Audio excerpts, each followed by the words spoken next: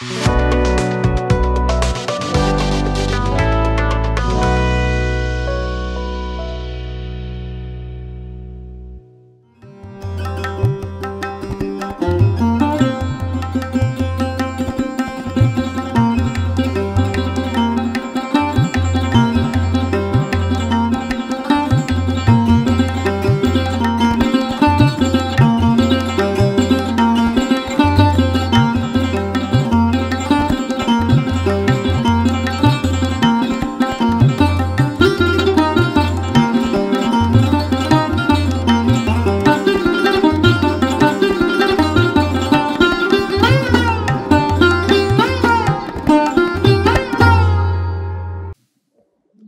जीशु ख्रीष्ट अति बहुमूल्य नाम संपर्क इंडिया द्वारा प्रस्तुत कार्यक्रम नुआ सकाल आशार आज अध्याय में आपको स्वागत जनाए। प्रभु आपण को प्रत्येक को बाहुल्य रूपे आशीर्वाद करूँ। आपण मानकर सहयोग पाई मु धन्यवाद जनाए। प्रार्थना नियमित आपण मान को स्मरण रखिए।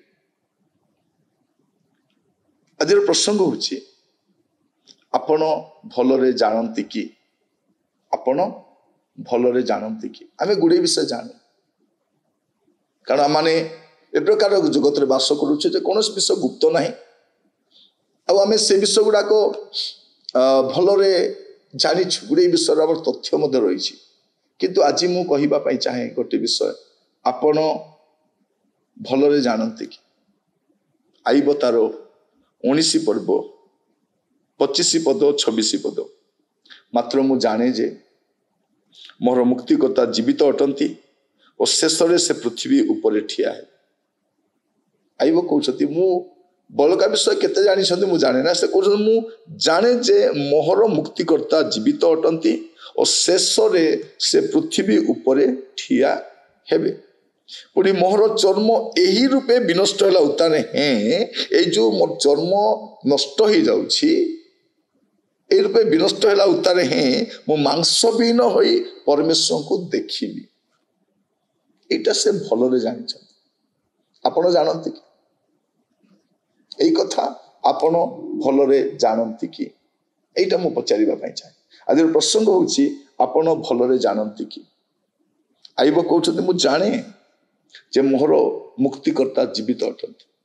प्रिय भाई भणी माने बेले बेले आम जीवन में दुख रोग कष्ट समस्या आसिले आमे पूरा भांगी पड़ू कारण आमे जानू ना जे मोर शरीर माटी रे मिसी जाई पारे किंतु मु मांसहीन होई मध्य मोर प्रभु को देखिबी। जते आपण बा मु ख्रीष्ट विश्वासी माने कोनसे रोगरे रोगाक्रांत होछु हे तो काली आमे कोनसे रोगरे चली जाई पारे आमे मृत्यु भोग ही पारे किंतु आमे मांसहीन होई मध्य एक दिन आसीबो हमर मुक्तिकर्ता को आमे देखिबा।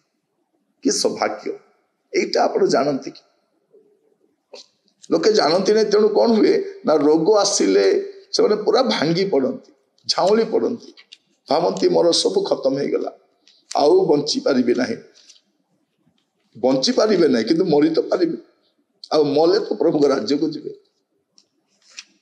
आउ केते दिन बंचिबा जगत अच्छी रहीछु दिने हमको जीवा पई पड़िबो। आपण भलरे जानती कि आईब कौन कहते 42 पर्व 2 पदरे मु जाने जे तुम्हें सब कर तुमर कौन सी संकल्प निवारण करा जाए न पारे से कहते मु जाने तुम्हें सब कर केते सुंदर प्रभु को ऊपर ज्ञान देखंतु आमे बेले बेले नाम प्रभु कौन करें एटा कौन प्रभु द्वारा हम एटा तो तांको द्वारा हेबो एटा तो सीए करि परिबे एटा तो ये करि परिबे एटा कोन प्रभु को जणैबा। आईबो कोन कहउछन देखंतु मु जाने जे तुमे सब करि पारो मु जाने जे मु मांस बिन होई मद मो प्रभु को देखिबी एटा तांकर उक्ति। प्रिय भाई भौणी माने आपण भलरे जानती कि आपण जदि भलरे जानि नांती आज टिके भलरे जानिबा पई चेष्टा करंतु भलरे जानिबा आप देखिए कहीं मुझे कथा कहूँ आप देखिए दानिएल तार 11 पर्व 32 पद लिखा जाऊँगी जो माने नियमर प्रतिकूल दुष्टाचरण करती से चाटु वाक्य द्वारा से विपथगामी कराइब मात्र जो लोक माने अपना परमेश्वर को जानती ଆପଣ ଭଲରେ ଜାଣନ୍ତି କି ଲେଖା ମାତ୍ର ଯେଉଁ ଲୋକମାନେ ଆପଣ ପରମେଶ୍ୱରକୁ ଜାଣନ୍ତି ସେମାନେ ବଳବାନ ହେବେ। ସମସ୍ତେ ହେବେ ନାହିଁ, ସେମାନେ ବଳବାନ ହେବେ ଓ ମହତ୍ କର୍ମ କରିବେ। ମହତ୍ କର୍ମ କରିବେ, ମହତ୍ କର୍ମ କରିବେ। ଆଜି ଟିକେ ଆମେ ଚିନ୍ତା କରି ଦେଖୁ, ମୁଁ ମୋର ପ୍ରଭୁକୁ କେତେ ଜାଣେ, ମୋର ପ୍ରଭୁଙ୍କ ଉପରେ ମୋର ଧାରଣା କଣ। ଆପଣ ଭଲରେ ଜାଣନ୍ତି, ଏମାନେ ସବୁ ଜାଣିବା ବାଲା, ତେଣୁ ଏମାନଙ୍କ ଜୀବନରେ କୌଣସି ପରିସ୍ଥିତି ଆସିଲେ ମଧ୍ୟ ଏମାନେ ବିଚଳିତ ହଉନାହାନ୍ତି। ଆମେ ଯେମିତିକା ହନ୍ତସନ୍ତ ହଉଛୁ, ଆମେ ଯେମିତିକା ବିଚଳିତ ହଉଛୁ, ଏମାନେ ସେମିତି ହୁଅନ୍ତିନି, କାରଣ ଏମାନେ ଜାଣିବା ଲୋକମାନେ। ଆପଣଙ୍କୁ ବି କହିବା, ଆପଣ ବି ଜାଣିପାରିବେ। ଆପଣ ଭଲରେ ତାଙ୍କୁ ଜାଣନ୍ତୁ। ଭଲରେ ଜାଣିଲେ ଭଲରେ ଧରିକି ରଖିବେ। ଭଲରେ ଜାଣିଲେ ଭଲ ପରିସ୍ଥିତି ବା ଖରାପ ପରିସ୍ଥିତିରେ ଆପଣ ପ୍ରଭୁରେ ସ୍ଥିର ରହିପାରିବେ। ଆପଣ ଦେଖିବେ 2 ତିମୋଥୀ ତାର 1ମ ଅଧ୍ୟାୟ ତାର 12 ପଦରେ ସାଧୁ ପାଉଲ ଗୋଟେ କଥା କୁହନ୍ତି, ଏଇ କାରଣରୁ ମଧ୍ୟ ମୁଁ ଏଇସବୁ ଦୁଃଖ ଭୋଗ କରୁଅଛି, ତଥାପି ମୁଁ ଲଜ୍ଜିତ ନୁହେଁ, କାରଣ ମୁଁ ଯାହାଙ୍କ ଠାରେ ବିଶ୍ୱାସ କରିଅଛି ତାହାଙ୍କୁ ଜାଣେ। ସେ କଣ କରୁଛନ୍ତି, ମୁଁ ଦୁଃଖ ଭୋଗ କରୁଛି, ଲଜ୍ଜିତ ନୁହେଁ, କାରଣ ମୁଁ ଯାହାଙ୍କ ଠାରେ ବିଶ୍ୱାସ କରିଅଛି ତାହାଙ୍କୁ ଜାଣେ। ପୁଣି ମୁଁ ତାହାଙ୍କ ହସ୍ତରେ ଯାହା ସମର୍ପଣ କରିଅଛି ତାହା ମହାଦିନ ପର୍ଯ୍ୟନ୍ତ ସୁରକ୍ଷା କରିବାକୁ ଯେ ସେ ସମର୍ଥ ଅଟନ୍ତି, ଏହା ଦୃଢ଼ ରୂପେ ବିଶ୍ୱାସ କରୁଅଛି। ମୁଁ ଜାଣିଛି ମୋର ପ୍ରଭୁଙ୍କୁ, ମୁଁ କଣ କରିଛି, ମୁଁ ଜାଣିଛି, ମୁଁ ଜାଣିଛି। ଆପଣ ଜାଣନ୍ତି, ଭଲରେ ଜାଣନ୍ତୁ। ଗୁଡ଼ାଏ ବିଷୟ ଜାଣିଛୁ, ଜଗତର ଗୁଡ଼ାଏ ବିଷୟ ଜଣା, କାରଣ ସାଇନ୍ସ ବିଷୟ ଜାଣିଛୁ, ଟେକ୍ନୋଲୋଜି ବିଷୟ ଜାଣିଛୁ, ଲିଟରେଚର ବିଷୟ ଜାଣିଛୁ, ବିଜନେସ୍ ବିଷୟ ଜାଣିଛୁ, ଅନେକ ଫିଲ୍ମ ଷ୍ଟାର ବିଷୟରେ ଜାଣିଛୁ, କିନ୍ତୁ ଏଇଗୁଡାକ ଜାଣିଛୁ?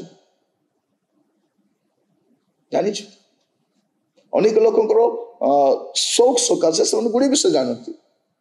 କୁକୁର ମାନଙ୍କ ବିଷୟ ଷ୍ଟଡି କରନ୍ତି, ସରୀସୃପ ମାନଙ୍କ ବିଷୟ ଷ୍ଟଡି କରନ୍ତି, ବହୁତ ଗବେଷଣା କରନ୍ତି, କିନ୍ତୁ ଯୋଉଟା ଜାଣିବା କଥା ସେମାନେ ଜାଣନ୍ତି।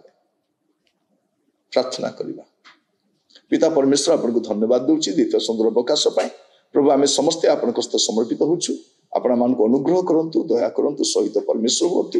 ପ୍ରଭୁ ଆମମାନଙ୍କର ଜୀବନରେ ଅନୁଗ୍ରହ କରନ୍ତୁ, ଯେପରି ଆମେ ଆପଣଙ୍କୁ ଭଲରେ ଜାଣିପାରିବୁ, ସମସ୍ତ ପରିସ୍ଥିତିରେ ଆପଣଙ୍କ ସହିତ ଲାଗିକି ରହିପାରିବୁ। ଏ ପ୍ରକାର ଅନୁଗ୍ରହ କର ପ୍ରଭୁ, ଯେପରି ପରିସ୍ଥିତି ଯାହା ହଉ ନା କାହିଁକି ଆମେ ଆପଣଙ୍କ ସହିତ ଲାଗି ରହିପାରିବୁ, ଏ ପ୍ରକାର ଅନୁଗ୍ରହ କରନ୍ତୁ।